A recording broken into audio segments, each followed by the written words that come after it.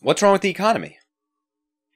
Well, when you have lots of government spending and lots of regulation, that actually is bad for the economy. And the problem is it's hard to go back on government spending and regulation. It's easy to create more, but it's hard to undo it, right? Once you've got lots of government agencies and lots of, regulation, lots of bureaucracy, it's really most tempting to just create more regulation to fix whatever problems you have. It's like, let's just do a little more regulation. Let's not, tear all this regulation away. Let's just create one more regulation. This one will surely work, right?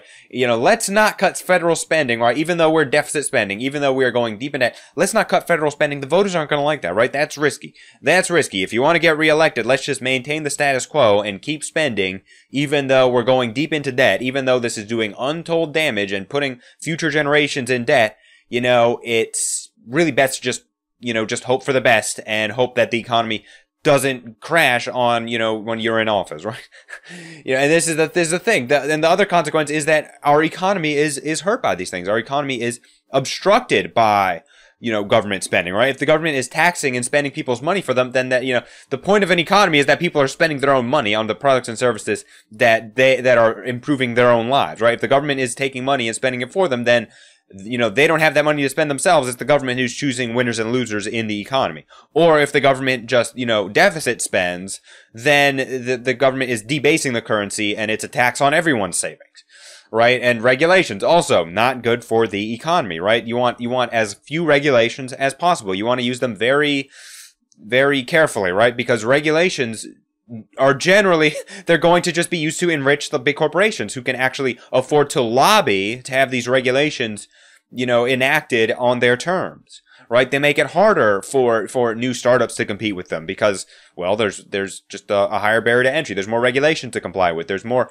opportunities to get sued, right? So this means there's going to be less competition. There's going to be, less new products and services. There's going to be less innovation, less opportunities for people, and all of the wealth is going to be concentrated in the hands of fewer people, right? Because there's less competition. And who does this actually hurt the most, right? Who is actually going to benefit the most from having a free economy if we had less regulation, if we had more innovation and new products and services, right? Who would that favor the most if there were more, there was more products and services, there was more healthcare, there were more opportunities?